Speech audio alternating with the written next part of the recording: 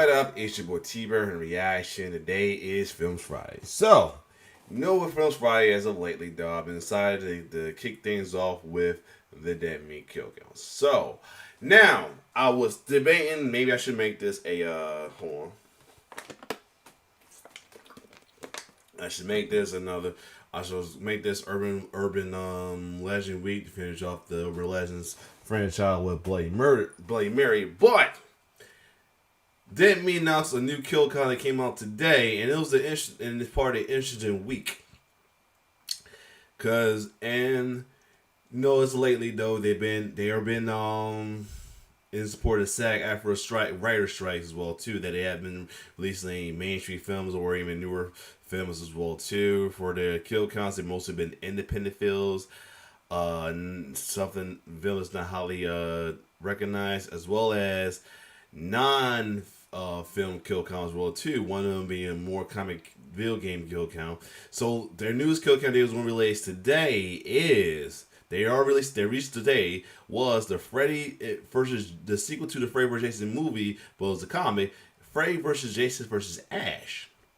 So that being said, I want to make a week of non-film kill counts by Dead Meat as well too. As this is just like their direction they're going in honor of the writer strike as well too. So that being said, I wanted to see which one of the first I should do as that part of that week as well too, between the two kill counts that's out release between Mortal Kombat 2011 game and the Freddy vs. Jason comic.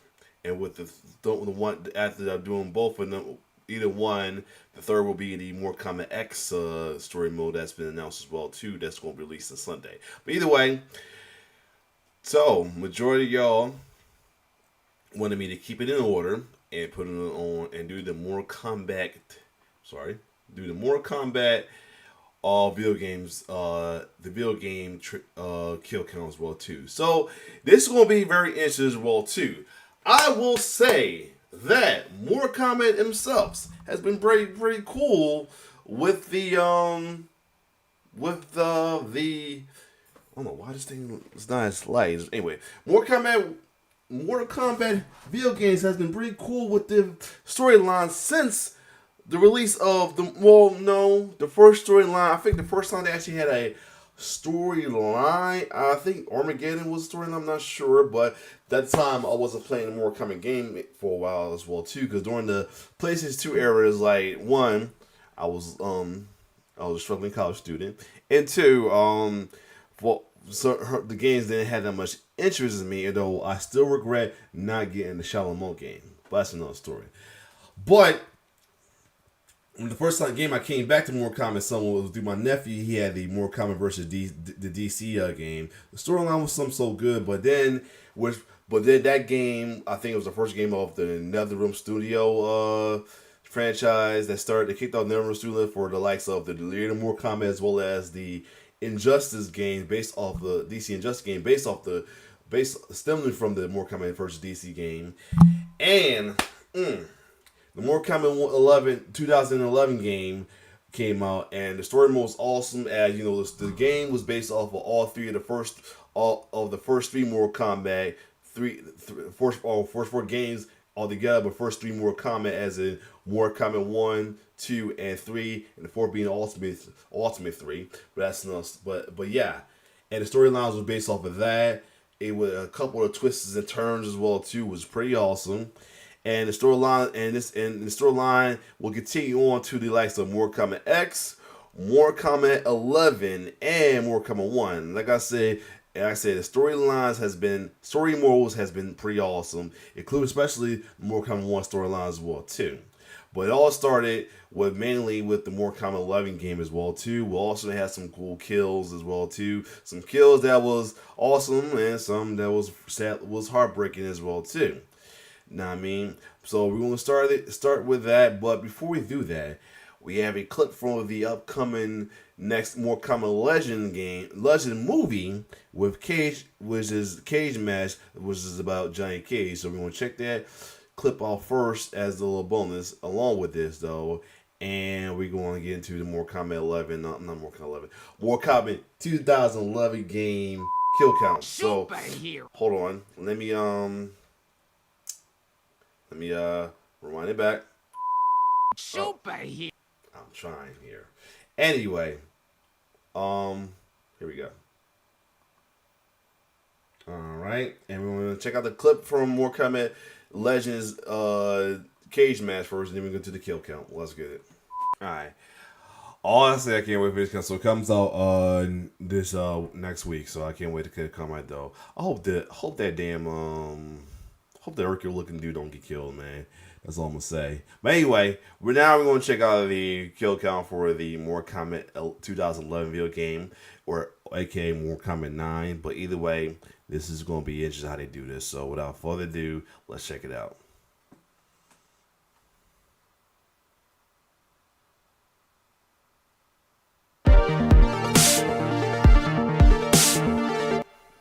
Welcome to the Kill Count, where we tally up the victims and all our favorite. Lovely Liu Kang outfit, James. Love it. Horror and Mortal Kombat media, because I like it. That's why today, for our very first video game kill count, I'm looking at, well, Mortal Kombat, released in 2011 and also known as Mortal Kombat 9. Don't worry, I'll explain everything. This show has already covered the 3 live-action adaptations of Mortal Kombat, and if you watched those episodes, you know I'm a lifelong fan of this ultra-violent video game series. The first 3 games, including Ultimate 3 and MK Trilogy, were mainstays of my childhood, thus why they get special kill count privileges, despite not being horror. Though I still maintain their neighbors to the genre. I mean, this one has Freddy Krueger as a DLC character, with the strikes. They ain't about it though.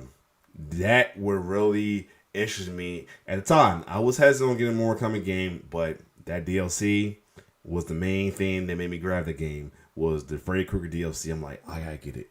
I gotta get it. A little mad that afterwards they had a bigger game like that had all the DLCs though. So I was like, But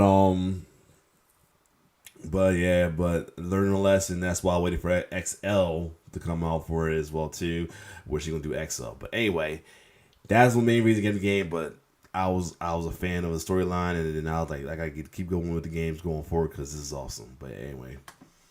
What's going on, I figured I could take a wild swing and try covering the game series, because these aren't merely simple fighting games. The Mortal Kombat storyline is a long, convoluted, hot mess of a good time, featuring an absurd amount of characters who are all mostly able to stand out, for one reason or another. Technically, the story has been unbroken since Midway released the first game 30 years ago in 1992. Of course, back then, the plot was relayed in big chunks of text on screen. You'd learn more if you managed to beat the game, no easy feat that, but to really get a grasp on the lore back then, you'd have to turn to the official comics. Even when the franchise got to the 3D era, with the trilogy I never played of Deadly Alliance, Deception, and Armageddon, the stories were... Okay, so I'm not the only one, because that was... Yeah, I didn't play that era either. The only 3D era one I played was Mortal Kombat 4 for PlayStation, but that's about it. Still confined to text, although at least at that point they had overly dramatic narration. Once again, the threat to Earthrealm has been vanquished.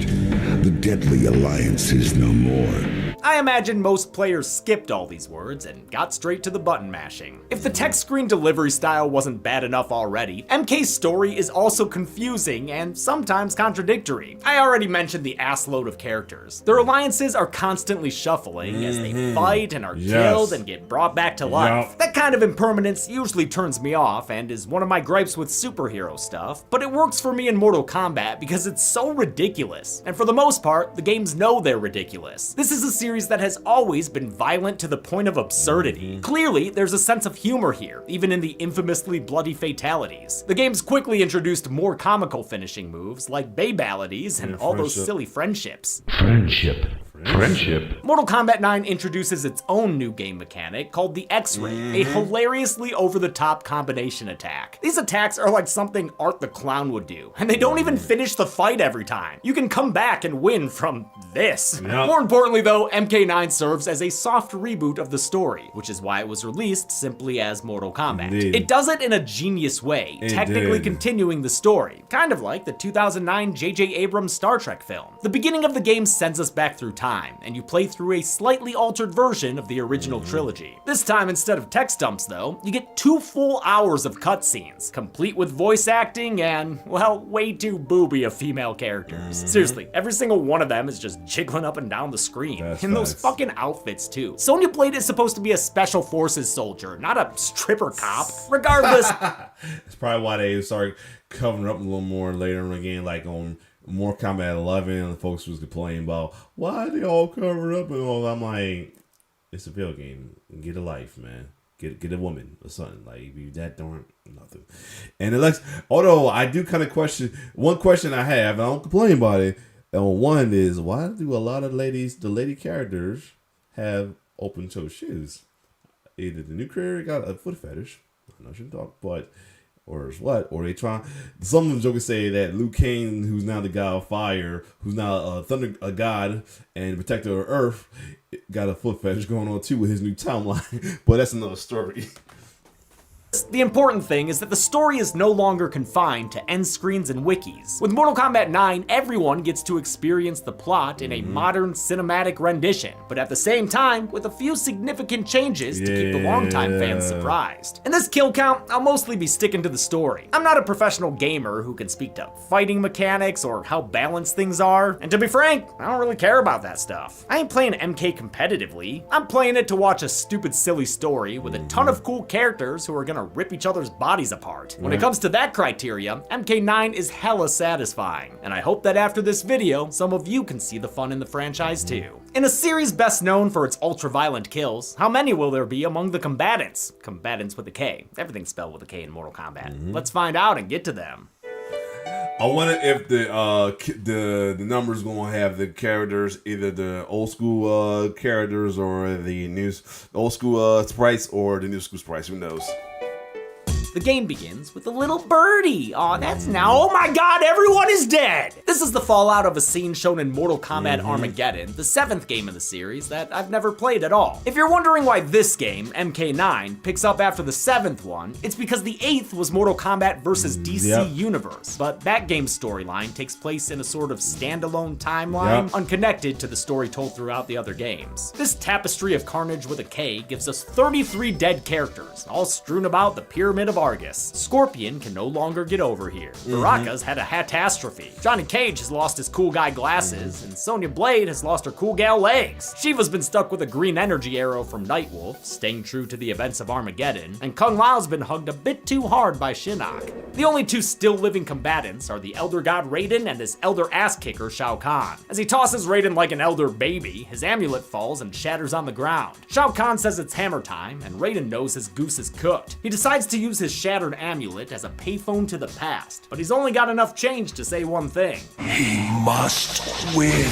With that, he gets Shao Kahn'd, and though we don't see it happen, I'm still counting him as dead. Now we're soaring and flying through Raiden's memories. There's not a game in MK's past that we can't reach. Oh, but maybe just keep flying past Special Forces. No thank you. Instead, we're going all the way back to the first game, where Shang Tsung has gathered combatants for a tournament on his Mystery Island. Raiden gets the message from his future self in the form of his present amulet cracking. It is nothing, Liu Kang. Yeah, okay, bullshit. Raiden is voiced by Richard Epcar, who's no stranger to fighting games, having voiced fighters in DOA, Street Fighter, Soul Calibur, and Tekken 7, as well as the Joker in Injustice, another NetherRealm series that spun off from MKVDCU. Epcar also voiced Raiden in that game, as well as in MKX and MK11, and his is probably my favorite depiction of Raiden across all Mortal Kombat media. Sadly, it doesn't look like he'll be returning for MK1. Shang Tsung gives his usual Shang spiel. He's here on behalf of Shao Kahn.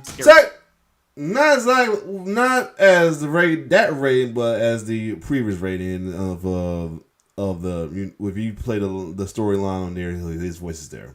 Don't worry about it. Skull Mask guy, who's the ruler of Outworld, which he wants to merge with Earthrealm, which is, you know, Earth. The only legal way to do that, according to the laws of the Elder Gods, is to win 10 Mortal Kombat tournaments in a row. Outworld's already won 9, so if Earthrealm loses this one, it's about to be hammer time all the time, from London to the Bay. Earthrealm's fighters include the guy who worships Raiden, Liu Kang, a Shaolin monk. There's also Special Forces agent Sonya Blade, who's definitely not on a deep cover mission, since she's walking around with her things be thangin'. That attracts Johnny Cage, famous actor. Massive Strike, Citizen Cage, Ninja mime. Don't knock Ninja Mime. We see later they had a pervasive marketing campaign. Wonder if any of those billboards are for your consideration. Cage doesn't really know what's going on here, but Shang Tsung chooses him as the first combatant. So, who's he gonna face? That's the one thing I love. The other thing I love about it, everybody had their own little chapter as well too. So you have to just play about one. You play as everybody as well too. Like I said, I think like that started off in DC the DC more complicated versus DC though, but still.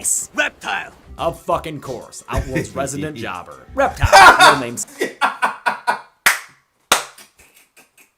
Called an Outworld resident chopper. Oh my god! As I say, Reptile came a long way because now he'll be someone. Syzoth is a Saurian, a descendant species of Earthrealm dinosaurs who went to live in another realm, which Outworld eventually conquered. Reptile served his new rulers loyally, but in practice, dude's always the first fight and always loses. Yep. It's kind of sad, especially since it was such a pain in the ass trying to fight him in the first game. It had to be your 6th pit trip with a Blimp Moon Shadow combined with no blocking and a double flawless victory with a non-stage fatality. That sounds like a joke, but no, that is the actual process you needed to do. Yep. You can't hit. I think you can't hit block. You can't hit block. Had to be double flawless, and you had to do a fatality. You can't uppercut somebody off or two. Well, two. That's the only way you can do it is the Liu Kang one. But again, 9 times D, you had the whole block from not jumping all over the place to try and do his finisher as well too. There's 2 finishers you could not do because it probably involved you doing block was Sonya Blaze because it had block in it. I think Kano. Yeah, Kano, Sonya Blade, Kano, Scorpion, and Liu Kang's. Scorpion and Liu Kang can be done without block, but that's impossible. But Sonya and Kano fatality had block. So the only one you could use was not Liu Kang, Giant Cage, Sub-Zero, and Raiden pretty much. To fight him, how the mighty have fallen. Cage puts the Lizard Man down, as well as Baraka, another one of Outworld's low carders. He's a Tarkaden, who are sharp toothy boys, and he looked ridiculous in Mortal Kombat Annihilation. Shang Tsung tells Johnny to kill Baraka, but despite the peer pressure, Cage refuses. Very well. The tournament will resume at dawn. What? You can just say no? I guess it makes sense in Attorney, where the contestants enter to plight applause. Cage makes friends with Raiden and Liu, then sets out to pester Sonya. I specialize in rescuing damsels in distress. She tells the greasy D-bag to fuck off, and we have to use our greasy D-pad to fight her, which is, kinda messed up. Then frickin' Kano arrives, and the nasty Ozzy hits Cage with an impromptu pit fatality. Johnny survives and fights him off. Throw that on your Barbie.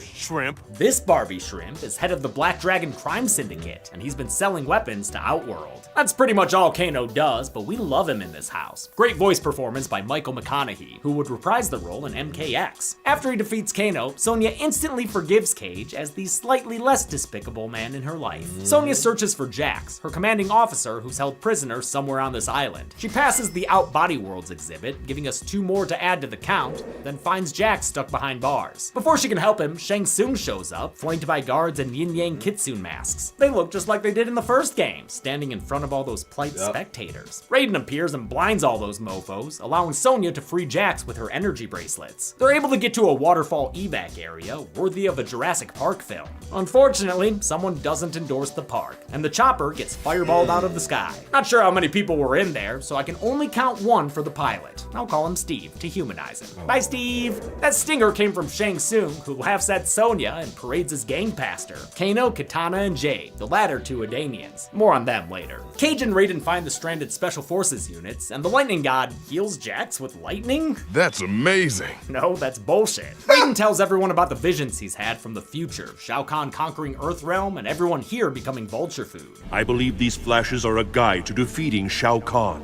But disrupting the flow of time can have serious consequences. Boy, will they. He says they must fight in the tournament and win. He can't, though, since he's an Elder God and ain't allowed to interfere. The next day, his flashes help him discover an undercover Kung Lao, another Shaolin monk, currently disguised as an Elvis fan. Kung Lao's jelly of Liu Kang, the Shaolin Golden Boy, so he offers to fight Scorpion, an undead ninja whose name was once Hanzo Hasashi. Scorpion kicks his ass without even really wanting to. He's here for revenge. I demand Sub-Zero. now! He wants to fight the Ice Ninja Sub-Zero, real name Bihan, because his clan of assassins, the Lin Kuei, murdered Scorpion and all the rest of his family and clan, the Shirai Ryu. This was depicted in the amazing opening sequence in the 2021 film. But Raiden has a vision that if Scorpion kills Subby, bad things will happen. Noob things. He makes a deal with Scorpion not to do it. Spare Sub-Zero's life, and I will request that the Elder Gods return the Shirai Ryu to the realm of mortals. Wait, what? Again, you can just do that? To get to Sub-Zero, Scorpion's gonna have to go through his Lin Kuei condiment friends, Mustard Cyrax, and Ketchup Sector. He dresses them. There's a reason why he said that. So there's a rumor that that Sector and Cyrax's original name when they got made in Mortal Kombat 3 was gonna be Ketchup and Mustard. It's crazy. Down and earns the fight he really wants against Bihan, who's always just, he's so frosty, like all the time. He's like actively sublimating. Scorpion takes the fight to the Nether Realm, another one of the 6 main realms. It's basically hell. Scorpion's comfy down here since he's a revenant. After Bihan killed him, he was brought back to life by Quan Chi, that cool looking sorcerer with the deep voice. Scorpion, kill him. Quan Chi reminds Scorpion that the Lin Kuei massacred the Shirai Ryu, and while I like this art style, I'm gonna skip counting any of these kills. Feels a bit too abstract for me, like Scorpion was reading about it in a book or something. But it's still real to Scorpion, damn it! So he reveals his bastard skelly face and kills Sub-Zero off screen? What? Looks like he burned Bihan down to the bone, then ripped his head off. Raiden's not mad at you, Hanzo, he's just disappointed. Cyrax is upset about the murder of his ninja mate, but Raiden tells him to chill out, cause the Lin Kuei kinda suck. They're fighting for Outworld even though they're from Earthrealm. Betraying your own realm? I expect better, even from an assassin. Oh, also, their leader wants to turn them all into robots. Yep. It's called the Cyber Initiative. To test Cyrax's loyalty to Outworld, Shao Kahn has him fight Johnny Cage. When Cyrax wins, he's told the usual. Finish him! But a grumpy god shake from Raiden makes him grant mercy to the Cagester. Very little finishing going on here. They must not have the issue of Nintendo Power with the fatality codes. This disobedience upsets. I'm loving the reference James is saying right now too. First, you know, like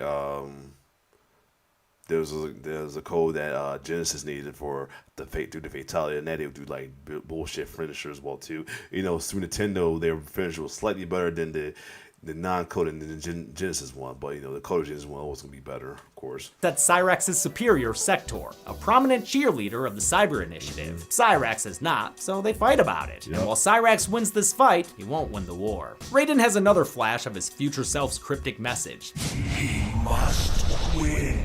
He decides it's Liu Kang who must win, but to do so, he'll have to get through Ermac first. Ermac's a weird soul Frankenstein of multiple dead guys. We are many. You are one. We will destroy you. Liu Kang kicks his ass though, or kicks their asses, earning the attention of Kitana. She's the Adanian princess fighting for Outworld on behalf of her father Shao Kahn, scary skull mask guy. She loses her spar against Liu, but they'd definitely be flirting while they're beating each other down. You're good. Show me more. I mean, not too much more she can show in that outfit, but she will speak to him in her love language. Do it. Do what?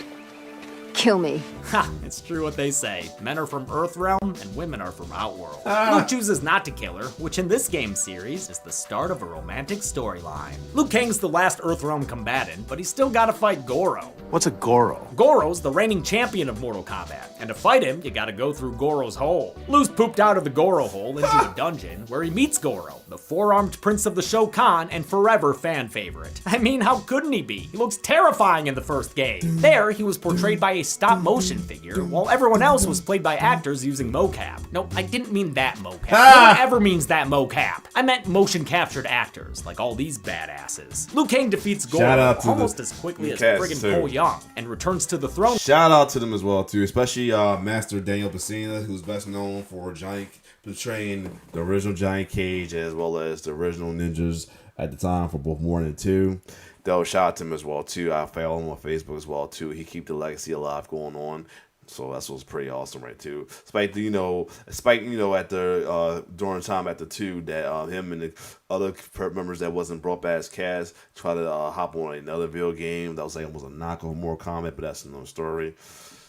room so he can face the real final challenge, Shang Tsung himself. Though the sorcerer is a shapeshifter and much more agile than you might expect for his age, Liu Kang wins, officially ending the tournament and saving Earthrealm. Yay! Earthrealmers rejoice! Crazy Yeah, that was Outworlders, part. y'all get out of here, you and your Yep. booty cheeks. Clap, clap, clap. This is where the storyline for the first Mortal Kombat ended, but it's not. It's crazy how like they made it to the point to have like folks that was not part of the first Mortal Kombat game in it, like Nightwolf, Ermac, Quan Chi, Katana. Or no, slightly Katana was part of the movie, but yeah, as well as the Sector and Cyrex as well too. But yeah, and of course Cool Lao. But yeah, At the end here, since Raiden's amulet is still cracking, sorry. That means he's Clapping. still gotta find a way Stop to it. change the future. Right after this Star Wars ceremonial celebration, where the Shaolin monks sit on the coolest platform ever made. Let's hear it for that platform. So polite, all the background folk in this game. I think it's safe to say that Mortal Kombat 9 saved the franchise. it did. It really Yes, did. a round of applause indeed. While the 3D era has its fans, most people were disappointed with Mortal Kombat vs. DC Universe, since it was rated teen and thus was mostly bloodless. I mean, Yes, that was the only that it was cool. It was a cool game. I will say that, but the fact that it was rated teen, the fatality were like pretty much PG-13. Like, you know, the heroes had the heroic brutality where they would just beat the crap out of you enough to take you to knock you out a little, but you still move in as well too. While the villains and the more common character has fatality, where the fatality wasn't as bloody or decapitating. There wasn't no blood or decapitation. Some was like neck snap, body burning, stab, etc. That's about it. Stab and all-screen shooting in the likes of Joker, but yeah. I mean, Warner Brothers wasn't gonna let Superman get his spine ripped out. Right. Midway, the company that made every Mortal Kombat game, filed for bankruptcy mere months after MKVDCU's release. Thankfully, when Warner Brothers bought the IP, they also kept on a lot of Midway's team, who Yep. rebranded as NetherRealm Studios. Okay, so they got more. Okay, so that was guys. So the NetherRealm Studio was that was the first of NetherRealm Studio. Okay, I was right. At first, I thought maybe DC was the first, but no, I was right. That was the first NetherRealm Studio. More money, better offices, and most importantly, more time to spend developing the game, and they used it wisely. They went back to a mature rating and reinstituted all the blood, while carrying over all the good things from MKVDCU, like its story mode. Mortal Kombat 9 was a monster hit. So and I was again right about the story mode being started on DC, MK versus DC. Yep. love that it allowed a team of developers to make a successful comeback. Shao Kahn gets shouty at Shang Tsung for dang losing. 500 years I have waited. Now I must wait 500 more. Just to be the man who waits 1,000 years to conquer your home world. The sorcerer tells Shao Kahn he's got another idea. First, he's gotta get all young and sexy. The character's appearance changed like this in Mortal Kombat 2 when he became a playable character. It changed again in Mortal Kombat 3 when he became Alice Cooper. Shang Tsung Mark II tells Raiden they about to have one more tourney. The last one, he swears. If Outworld wins, it'll merge with Earthrealm, obviously. But if Earthrealm wins, Shao Kahn will stop trying to take it over. Forever. Like, seriously. He swears. Raiden doesn't agree at first, so Shang Tsung opens a portal to Outworld. Let's start a war! Start an inter-realm war! With our K-10s! K-10s! K-10s! The toothy turds do quite the number and kidnap Sonya Blade off screen. In the process though, 22 of them get killed in the battle, along with 5 Shaolin monks I see lying around dead in the background. Raiden has a vision of Liu Kang winning this new tournament, but since fulfilling the vision last time didn't stop his amulet from crack-a-lackin', he reasons these visions might be of things he has to stop from happening. Perhaps he must win refers to another. And perhaps your hat is kind of dumb. Raiden agrees to the new rules, and they head to the tourney, which will be held in Outworld. Jax just comes along to find Sonya, but now that he's here, might as well compete. Jackson Briggs, you will face Baraka! Oh, no worries, man. You'll be back looking for Sonya in no time. Raiden's already having visions of her in his next MK fanfiction. They wind up looking for her in, Mustafar, I think, where they have a quick fight with the Adanian Jade. When the cameraman refuses to rack focus away from her rack, we cut away to Sonya being held captive by Shiva, a Shokan, they brought Shiva in who's earlier loyal to the as well, Adanians, too. including Princess Katana and the Cleavage Canyon known as Jade. Adania was one of the 6 main realms and corresponds to Eden, you know, like the garden variety. Unfortunately for them, Edania was merged with Outworld after Shao Kahn won 10 Mortal Kombat tournaments in a row. Edanians look like humans, but are descended from gods and age much slower. Kitana is like 10,000 years old, the friggin' cougar.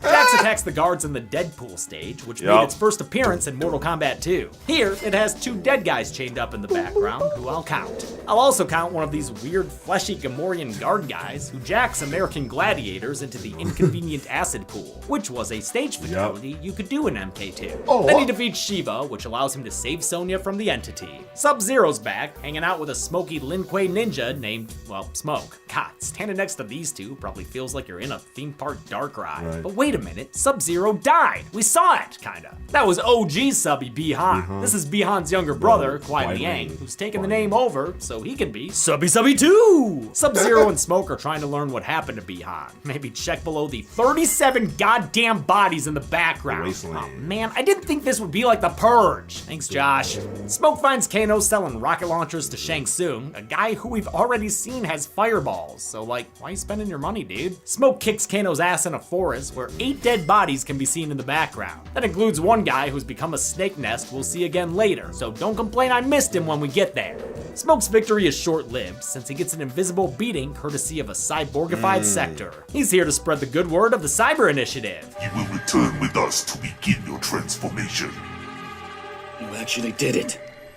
You're a cyborg. Yes, thank you. That cyborg is defeated, but Smoke's still about to become an e-cigarette. Raiden sees a vision of it, and fans know that's what happened to him during the original timeline. Raiden interferes this time, killing Smoke's 6 would-be captors and seriously voiding their warranties. Yes, cyborgs Voided their count. warranty. Mechanized people, okay? Thanks to Raiden, Smoke is still a ninja, albeit probably one who smells like cigars. Sub-Zero also finds a cyber Lin Kuei, and it's tragically Cyrax, who didn't even want to become a robot man in the first place. Subby Z beats him up, then runs into Sonya and Jax, who tell him his brother Bi-Han was killed by Scorpion. Dun dun dun. All of a sudden, Ermac comes out of a portal all pissed off and uses his creepy dead guy magic to freaking burst Jax's arms apart. That shit is so much more than just a flesh wound. Jax didn't have metal arms during his premiere in Mortal Kombat 2, but he had them for the 3rd game, where they were bionic enhancements he voluntarily wore over his regular arms. This was also the case in MK Annihilation, but elsewhere they're replacement arms, like in a comic where Baraka cut them off, or in the 2021. Okay, so yeah, there you go, another story right here. So Baraka did cut him off in the comics, but Ermac blew him up on this one, and Goro ripped him off on the Legends game, the Legend of Scorpion arcade, and then you see what happened here on this Mortal Kombat with Sub-Zero breaking it off. So yes. Film where Sub-Zero shattered them apart, or in the animated feature Scorpion's Revenge, where Goro rips them off, which might be the coolest way for them to go. Sub-Zero finds Shao Kahn and demands to face his brother's killer, so Quan Chi does that voodoo that he do so well. Hold on. My thing overloading. There we go. And brings out the Scorpion King. The Ice Ninja defeats the Revenant and is about to put him down for good when Cyber Lin Kuei show up and subdue Subby. Sector and Cyrax lead the charge and take him away. Princess Katana gets in trouble with her dad because she doesn't kill this bald dude she defeats in Combat with a K. Wait, is that Arlene? I don't know, but Shao Kahn does his daughter's homework for her and offs the guy himself. Kids. Raiden sees this familial conflict and tries to take advantage of it. Go to Shang Tsung's flesh pits. Much will be revealed there. Damn, Rayman. Ain't even buy her dinner and you already trying to take her to the flesh pits? She takes his advice and walks boobily through the forest from Wizard of Oz, but her friend Jade tries to stop her, saying she should be a loyal daughter to their Emperor Shao Kahn. One friendly ass beating later, Katana gets past Jade and makes her way into the flesh pits. She finds a bunch of ladies in tubes, and they ain't Ripley clones, they're naked toothy ladies. Clothe me! Clothe me! One of them is cold and shamed, lying naked on the floor. She looks like me. I mean, I guess, but why would that be? Sister. Oh, duh, that's right. This chick is Katana's sister!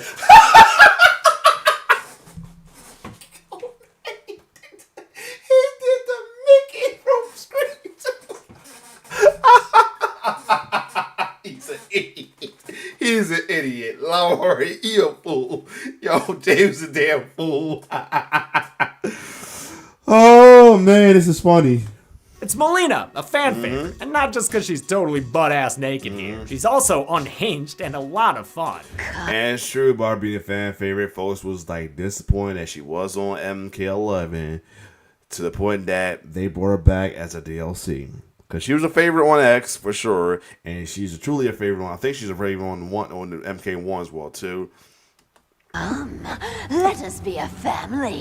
Kitana defeats her and learns that Shang Tsung is responsible for creating this half Tarkadan, half clone. He did so on the orders of Papa Shaka Khan, who tells Kitana he ain't her real dad. Your father was a weakling Adinian king. I annihilated him while merging his realm with Outworld, and took his queen as my wife. Can't tell if she already knew this or not. Kitana is taken away, and Jade realizes maybe the Emperor isn't a good guy. She tries to free Kitana, but gets run out of the place and attacked by Melina on the beach. Melina may have slightly more clothes on now, but don't worry, the game's still gonna give us that boob shot. God, Jade probably didn't even have to fight her. Just tip her over, she's so fucking top heavy. Raiden and his lightning lads down up onto the beach, where the jaded Jade lends her booty brush and ponytail to their cause. Liu Kang learns that Kitana is being held prisoner by Shao Kahn, strung up like Sonya and Kano were in this stage in Mortal Kombat 2. Liu's too distracted to fight in the tournament, so Raiden gives the go-ahead to Kung Lao. He's told he has to fight in a sorcerer handicap match against Shang Tsung and Quan Chi. No Earthrealm boy can stop this deadly alliance. That's a reference to the 5th Mortal Kombat, Deadly Alliance, which had a plot where these two worked together. The storyline mode wasn't quite And they kill Liu Kang. as cinematic, though. Kung Lao wins that fight, then has to go through the secondary boss, Kintaro, who's basically a kitty cat Goro. Kung Lao beats Peter Chrysaor. Always wondering about that though. If he's supposed to be a Shokan too, why he was more of a tiger-like Shokan and the other, I think he was supposed to be half dragon, I guess. And gets cocky, which is what I've always liked about the guy. God. Earthrealm is ready! And now he's dead, killed by a surprise neck snap courtesy of... I ain't gonna lie. That was like the only time a video game had something happen on a video game I low-key got almost. So that caught me off, girl. I almost like that lurky hurt my heart right there. I ain't gonna lie. When he did that to Kung Lao, that hurt my heart. And then after that, it's like been an ongoing thing with Kung Lao in other media going forward. Oh man. Shao Kahn. Kung Lao. More like Kung Ao, am I right? Poor Kung Lao's always been a punching bag of the series. He was blasted by Shao Kahn in MK3, killed by the Deadly Alliance in Deception, soul sucked in the 2021 movie, and ripped in half in the animated film. They did him. I ain't know about him getting bumped up on the games, but got split in half on this one. No, this game got soul sucked on the remake and the movie, and got split in half on this one. Fatality. At least he dies with variety, unlike his ancestor, the Great Kung Lao, who always just gets murdered by Goro. Liu Kang kidney tackles Shao Kahn, and they have their climactic showdown. Of course, Liu wins, and uses his Shaolin monk powers to Kung Pao Shao Kahn, entering his fist into the dude's torso. This counts as a kill as far as I'm concerned. I mean, look at all that mouth blood. Kerplunk. Once again, Outworld is a bunch of Lehu's Zahers, thanks to Lehu Kahang. And sure, Kung Lao may have died, but at least Liu got the girl, and the amulet's fixed. Or wait, no it's not. Well, at least Liu got the girl. The Mortal Kombat 2 story is over now, so we can start MK3's, which sees the return of Shao Kahn, who did die, but has been resurrected by Quan Chi. Even though Outworld lost the 10th Mortal Kombat tournament, and then the winner takes all swear to God's final tournament, Quan Chi says they should just invade Earthrealm anyway. It might anger the Elder Gods, but Shao Kahn says fuck them gods. The only problem is, his ex-wife Sindel died casting a spell that prevents him from invading other realms. Quan Chi says dead people are his specialty. Hell, he brought Bihan back as Noob Saibot. That's that shadow ninja hanging out right there. Quan Chi does the same with Sindel, Queen of Edenia and true mother to Princess Kitana. He turns her from a bastard Skelly into a naked desert MILF. She's now loyal to Shao Kahn and agrees to remove her magic realm protection spell. The invasion of Earthrealm can now begin. It does, with a fight on the streets of the creatively named Earthrealm City. There are a number of casualties here, somewhere in the neighborhood of 15, 16, 17. Whoa, Stryker. I don't pay you to count. I pay Josh to count. What's the number, good buddy? 12. Thanks. Wait, where's my shirt? You heard him. 12 background bodies dot the... But yeah, I like how they also twist the story up a little bit with who would be supposed Striker partner now, because there's a different story of how this person became who he was, but here's another story. Streets and thus can be added to the count. All that death and these big fuckers, I don't even know what they are bad news for Earthrealmers like SWAT officers Curtis Stryker and Cabal. After defeating the usual Outworld appetizer, they see Melina standing there with her ass out. God, that outfit looks even worse when everyone around her's in full tactical gear. Stryker defeats Melina, but still doesn't understand what's going on. Johnny Cage fighting a giant monster? What is this, Time Smashers? No, but it is Motaro Smashers, since Raiden kills the Centaurian here. It's confirmed when they get back to Outworld later. This is Raiden stopping Johnny Cage's original death, as he saw in one of his visions. Cage was actually killed and brought back. So that's how he got killed in the original by Motaro. A whole bunch of times in the original timeline. It was kind of dumb. In any case, I'm bummed by Motaro's kill. I know he's got some naysayers, but I've always loved the scary secondary boss of MK. They whore the hell out of Motaro for a good while. First, on Deception, they take away his fourth leg, his hind legs, and have him be just nothing but a two-legged centaur with a tail, because he lost his ability in previously. And then this right here, though, where he gets killed, they was hoarding the hell out of Motaro for a while. No lie. 3. I was bummed about his shitty depiction in Annihilation, and he doesn't even get a single line in this game? What gives? Instead, we get a second appearance from Kintaro that nobody asked for, who uses his magical fire breath to flame the maiden fair, by which I mean Cabal, whose skin is horribly burnt. Is anyone's power, So yeah, this how they change. Another thing like they changed, because originally he got jacked up by the extermination squad. That's how he got disfigured. But on this one, he gets burned alive. He's damn near burned alive. Vera, Stryker's able to beat Kintaro, then has to face Ermac in a subway. He must break out the bullet time or something, since this human cop uses his human cop weapons to defeat an undead ninja. This is why I always said that this was a good resurrection from Stryker, because everybody did not like Stryker on 3, and Stryker on here, he was a beast. I'm so mad that we didn't get him back to him right now as a cameo in Mortal Kombat 1, because his moves on here was balls, so no lie, his moves was balls on here. Hopefully he becomes a playable character in Mortal Kombat 1 in like a later season DLC or something. But yeah. Made of a bunch of souls. Stryker is approached by Nightwolf, an Earthrealm warrior of the fictional Matoka tribe. They agree to be friends, but Stryker fails his critical role when he looks for Cabal's burnt body. His partner's been taken to Outworld by that nasty Aussie bastard, Kano. Burned to a crisp you were. Good thing I found you. Cabal used to be a member of Kano's Black Dragon criminal empire, and Kano has saved him with a gas mask and pigtails, hoping to get him on their side again. I like that Kano and Cabal's relationship was touched on in the 2020 and they changed it up again as well too for this, making him a bad guy.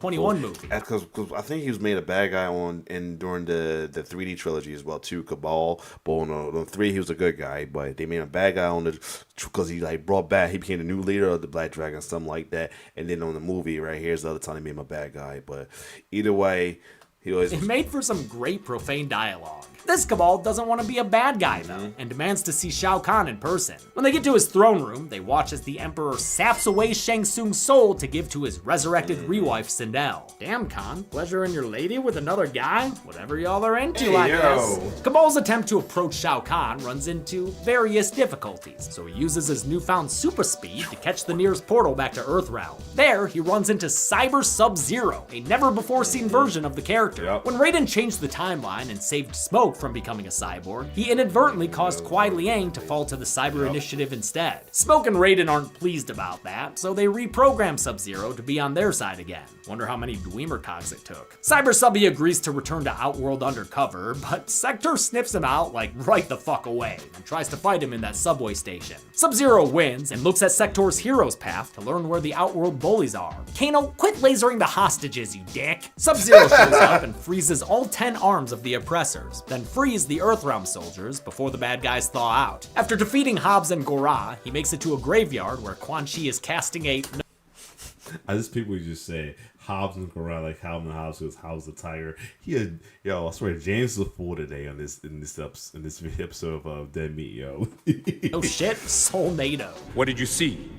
one of Shao Kahn's Solnados. Sub-Zero knows how shitty blank NATO things tend to be and goes to stop it when he's intercepted by Noob Saibot. This is his brother Bihan, brought back from the dead by Quan Chi. You and I both. We are flawed copies of our former selves. They fight, and Cyber Subby stops his cyber robot. By the way, the stupid-ass name Noob Saibot comes from reversing Boone and Tobias, the surnames of Mortal Kombat co-creators Ed Boon and John Tobias. Quan Chi still tries to cast that Soul Nader, but Nightwolf stops him and kicks Bihan into that green party. The sorcerer bails with a blast, escaping while, frankly, really disrespecting the people buried there, okay? Nightwolf reports back to the good guys, but once you know it, this still ain't fixed the future according to the achy breaky amulet. Raiden's furious that nothing is working, so he takes Liu Kang to go talk to the other Elder Gods. As soon as they're gone, the Cyber Lin Kuei appears so they can have a bunch of all-out ninja fights! When the Biofreaks battle is over, I can count 15 or so bodies lying around. But those include Cyrax and Sector, who definitely aren't dead, so I can't conclusively say anyone else is either. Oh, except this cyborg, whom Kitana decapitates with a fan. If you want kills to count, don't worry, because Cinderella's here screaming her goddamn lungs out. Here's where, and I'm gonna tell you, for those who don't know about that, wasn't about how the Revenants happen. This is how some of the Revenants happen. You get the first one with Kung Lao with the next snap, but this is how the rest of the Revenants happens. The resurrected Sindel is simply OP in this game, since she faces down a series of strangely weak attacks from these Earthrealmers who fight her one at a time. Not only that, she winds up killing pretty much all of your faves, and Stryker. She tells Jax to heal, kicks Smoke in the crotch and snaps his neck before his man pain can even start, and finally rips out Jade's stomach.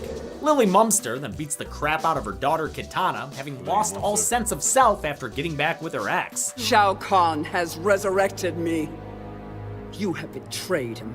She starts to sap away Kitana's life with purple magic when Nightwolf interferes and stops her with blue magic.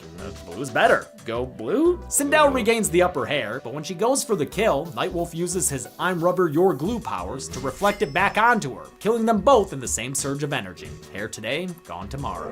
Raiden and Liu Kang beg the Elder Gods to stop Shao Kahn's invasion, but they say they can't because technically, he's not breaking any rules. Invasion is not itself a transgression. It is the merger of realms that is prescribed. First off, I noticed that one of the guys was black, one of the lady guys was black, and two, one of them, that's Centurion right there. Early version of Centurion, by the way. A distinction without a difference! The giant heads are a giant disappointment. No, I see one so of the them. monk and the lightning god return to an absolute mess. Liu finds a mortally wounded Kitana, who lets him know she was a big fan of his before dying from the damage inflicted by her mom. They are dead. I know, dude. They got kill graphics and everything.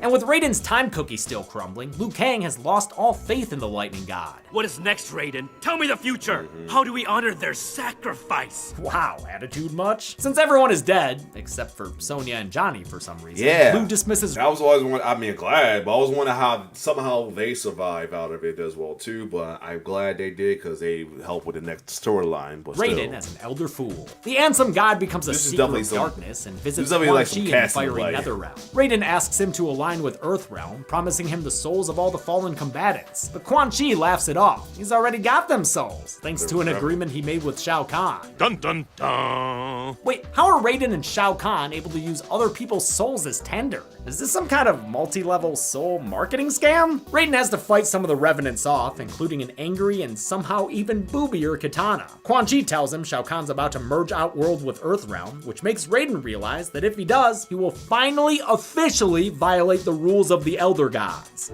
He must win. He determines that the he who must win is Shao Kahn himself, a plan of action Liu Kang thinks is insane. That is insane. See? What's really insane is that Raiden didn't send a clearer message back in time. Couldn't have just said Shao Kahn must win? That extra syllable worth all the confusion, dude? Shao Kahn makes his entrance into Earthrealm, and when Liu Kang goes to fight him, Raiden thunderclaps back with lightning. They face off, and the combination of their fire and lightning powers consumes Liu Kang's body, and actually kills Mortal Kombat's main character. Yep. Raiden asks for forgiveness, but Liu bicycle kicks him while he's down. You have killed us. Damn, that's cold. Johnny Cage and Sonya What are did you helpless to stop Shao Kahn. do? so- I had to say because that's what Johnny Case when he saw him was like, "What did you do?" That's exactly what he said it though too.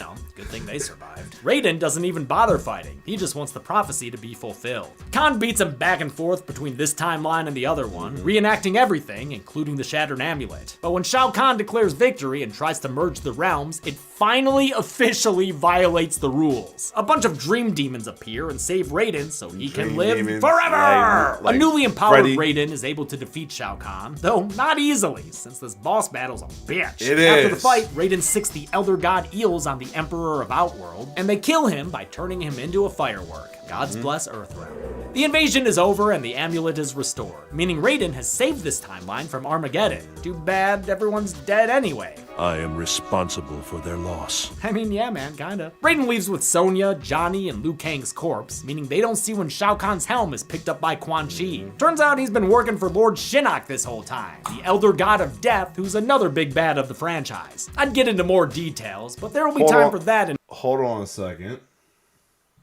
Oh, I'm back. Had a little phone call, but I mean, kind of black it up a little bit right here. But yeah, I got a little distracted. But yeah. Raiden has saved this timeline from Armageddon. Too bad everyone's dead anyway. I am responsible for their loss. I mean, yeah, man, kinda. Raiden leaves with Sonya, Johnny, and Liu Kang's corpse, meaning they don't see when Shao Kahn's helm is picked up by Quan Chi. Turns out he's been working for Lord Shinnok this whole time, the Elder God of Death, who's another big bad of the franchise. I'd get into more details, but there will be time for that in Mortal Kombat X, when he's the story's main antagonist. For now, the game ends with this cliffhanger. It is time. Soon I will be free. Earthrealm and Outworld will be ours. Dun dun dun! How many combatants got back Here to we the go. future, back to I their can't see- graves? Let's find out and Let's get see to the how they numbers. gonna do this. Just as soon as I select my to the numbers, James. Yep. Let's see here. I love it. 2017 James. I don't want to play with turbo talking mode on. Santa meat. Gross. Loki kind of wish you played the Mortal Kombat 3 music though. The Mortal Kombat Select 3 Select game theme. That was pretty awesome. Oh yeah, Crazy Ralph James. Oh, I thought I would just become Crazy Ralph me, but Finish him. what are you doing? Fix me! You're doomed! Crazy James wins. James-tality. James-tality. Lord. Ah! That guy's crazy. I counted 148 kills. So how they doing that? So they do have the original sprites, I thought, but with how they got murked, I think. No, what they got their original one. Just only one. The only one that got their own is whoever it was, the random cyber guy. But other than that, yeah. Mortal Kombat 9, which included nearly every playable and named character and a whole bunch of dead folk in the background.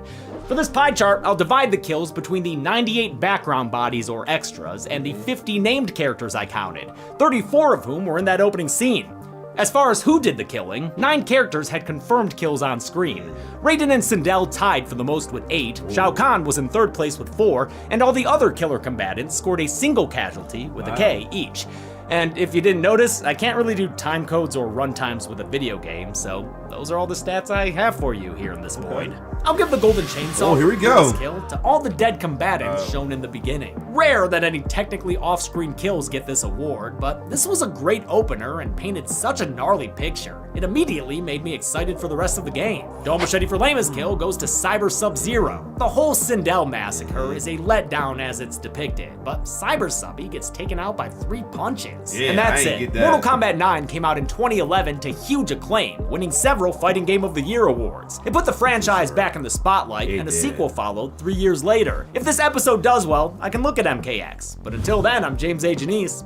This has been the Kill Count. Thanks And it seemed like a lot for watching this Kill Count on Mortal. And it seemed like it did well because this Sunday you will get more Kombat X kill count based off of the Dead Meats community as well too. As was announced, as they also first announced that the other one that went behind against this was the Freddy versus Jason versus Ash comic though. So that being said, the next 9 week I'm gonna do it will be the Freddy versus Jason versus Ash.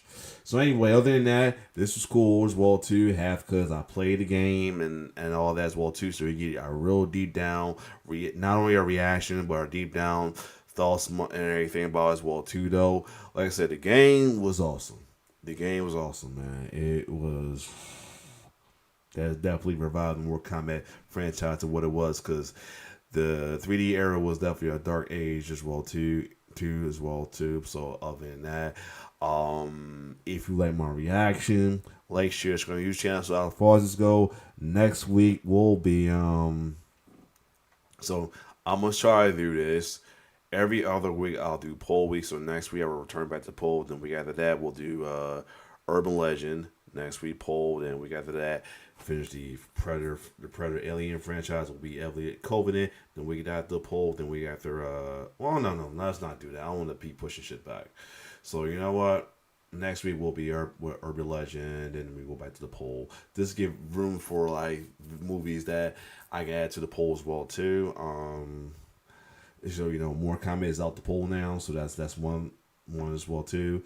So next will be Urban Legend, Bloody Mary, and then that'd be poll week. Then Alien Predator week, non-TV week, and the week after that will be I would start doing the Hostel. I'll try to see if I can start doing the Hostel.